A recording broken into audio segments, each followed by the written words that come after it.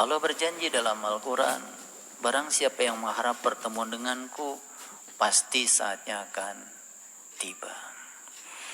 Wahai Tuhan yang mempunyai kerajaan, Engkau berikan kerajaan kepada orang yang Engkau kehendaki, dan Engkau cabut kerajaan dari yang Engkau kehendaki.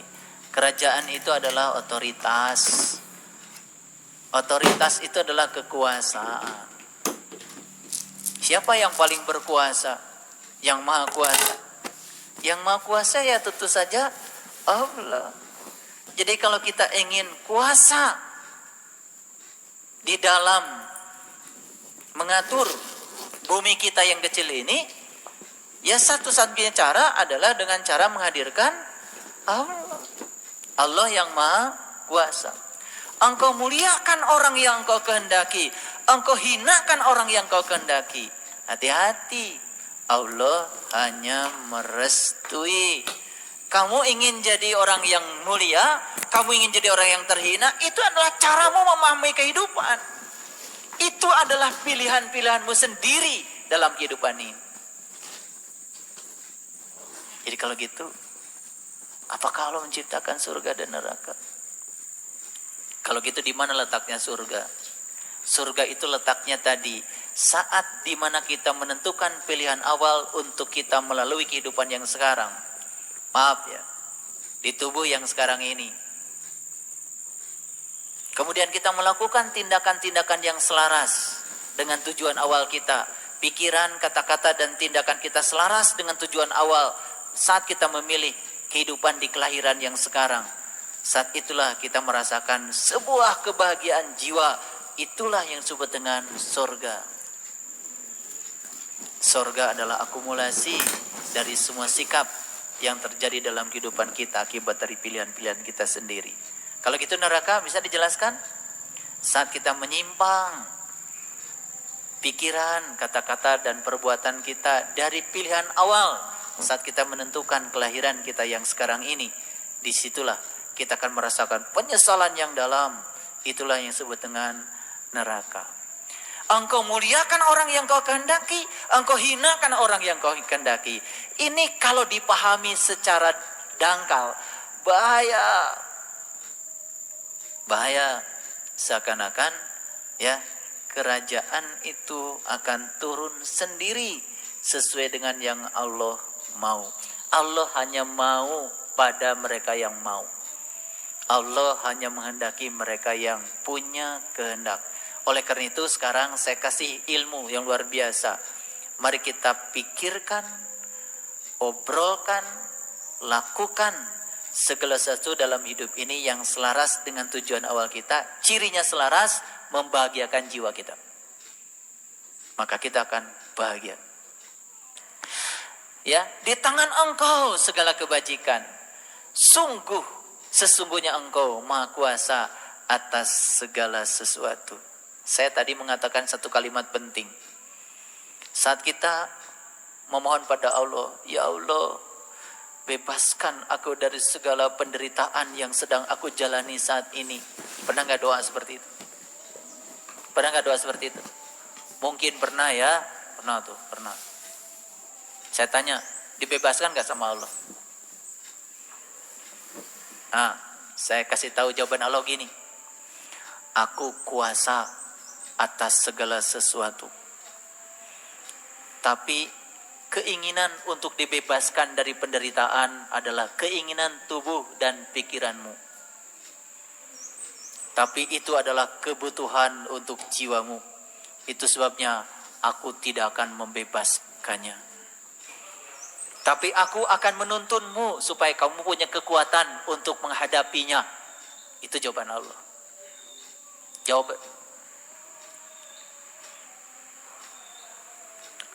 Ngerti sekarang? Ya. Jadi Allah akan menguatkan kita. Makanya kalau sama Allah gini cara mintanya, ya Allah, berikanlah kekuatan, kesabaran agar aku bisa melampaui semua hal yang disebut penderitaan untuk kebaikan jiwaku, agar jiwaku termurnikan sehingga pada saatnya dalam ruang dan waktu jiwaku akan mencapai jiwa yang sempurna kembali kepada asal. Innalillah wa inna ilaihi rajiun, memiliki cinta kasih yang tanpa batas. Hafal doa itu? Baik, bisa dipahami sekarang? Ya. Jadi perhatikan, di tangan Engkau segala kebajikan. Yes.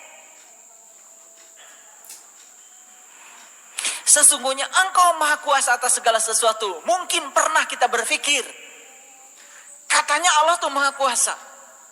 Manya Allah tetiasa ngarobah nasib abdi. Suka ada yang gitu? Masih ada yang begitu. Sekarang paham? Ya, jawaban Allah tadi. Ya. Jawaban Allah. Penolakan itu berasal dari tubuh dan pikiran. Tapi ingat, dirimu yang sebenarnya bukan tubuh dan pikiran. Dirimu yang sebenarnya adalah jiwa. Aku yang sedang berada dalam dirimu. Demi kemurnian sang jiwa yang ada dalam tubuhmu, aku tidak membebaskan semua penderitaan, karena ini adalah kebutuhan jiwamu. Aku hanya akan memberikan kekuatan dan kesabaran. Saat engkau mengeluh dalam doa-doaku, aku menghampirimu dan menguatkan kamu. Makanya selalulah bersamaku.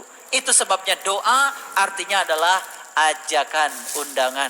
Undang aku biar kamu jadi kuat. Bukan untuk dibebaskan. Makanya berhenti. Pergi sana, pergi sini. Ziarah sana, ziarah sini. Ingin bebas dari penderitaan. Yang didatangi pun orang-orang yang menderita. Ya. Datang sama bapak ini, dia juga lagi menderita. Dia juga tidak sedang bisa membebaskan dari penderitaannya. Ditambah beban dari kita. Betul nggak? Tolong doakan Pak. Dia juga masih bingung dengan doa-doanya. Dia juga gak ngerti kesempurnaan doa seperti apa. Oke, maka sekarang pikirkan, katakan, lakukan sesuatu yang selaras dengan tujuan awal kita. Cirinya apa? Membahagiakan jiwa kita. Makanya tadi kuncinya 3. Jangan menyakiti, banyak membantu. Mantu dengan apa saja. Dan kalau menolong jangan sombong. Karena yang menolong tidak ada, yang ditolong tidak ada, pertolongan pun tidak ada. Sudah. Itu. Kalau mau membangun persahabatan jangan berdasarkan kesamaan. Sudah, kesahabatan karena cinta kasih dari dalam. Kesahabatan bukan karena terjebak oleh benar salah. Yang seperti itu nanti yang disebut benar hari ini oleh dia, besok bisa jadi tidak benar. Itu sebabnya kebahagiaan, kemarahan tidak ada yang abadi. Semua berlalu. Kalian mungkin hari ini dengar ceramah saya. Mungkin suatu saat menghujat saya. Dan saya akan menerimanya. Karena itu sedang berproses dalam ruang dan waktu. Itulah cara kalian memahami kehidupan. Itu pilihan kalian sendiri. Itu sebabnya saya tidak mau melekat sama kalian. Mau ngaji boleh. Gak ngaji juga gak apa-apa. Karena saya ngaji bukan berdasarkan kesamaan benar atau salah. Saya ngaji karena ada cinta kasih dalam diri saya. Ini pilihan pada saat saya lahir ke dunia. Ini pilihan saya yang dulu. Maka saya melakukan yang saya pilih. Karena kalau saya mengajar jiwa saya bahagia. Karena bagi saya, mengubah satu orang sama dengan mengubah dunia. Dan saya bisa mengubah orang menjadi baik, berarti saya mengubah dunia menjadi baik. Walaupun cuma satu. Tapi kalau saya mendoktrinkan kebencian sama satu orang, sehingga dia menjadi seorang pembenci, saya sedang mengubah dunia menjadi dunia yang penuh dengan kebencian. Dan saya tidak akan melakukannya. Bisa dipahami? Allah Maha Kuasa? Maha Kuasa? Bagaimana cara Allah Maha Kuasa? Jadi kuasanya Allah bukan berarti dengan kekuasaannya Allah membebaskan kita dari penderitaan. Orang yang ingin bebas dari penderitaan adalah orang yang jiwanya tidak mau dimurnikan. Lihat saya sekarang semua. Yang ngaji tetap akan terjebak oleh senang, tidak senang. Gagal, berhasil. Yang tidak ngaji itu. Yang ngaji, sama. Apalagi lebih banyak. Jadi jangan menawarkan pengajian yang bisa membebaskan dari dualitas. Itu ilusif. ngaji bersama saya adalah supaya kalian bisa menerima dualitas itu dengan tenang, dengan cara yang sama. Jadi saya tidak menawarkan ngaji dengan saya kalian bebas dari penderitaan. Dari awal sudah saya bilang, ngaji dengan saya ujiannya tambah banyak. Karena apa? Begitu ngaji dengan saya berarti kalian ingin cepat dimurnikan jiwanya. Kalau ingin cepat dimurnikan jiwanya, berarti akan banyak sekali kesedihan, penderitaan untuk memurnikan jiwamu.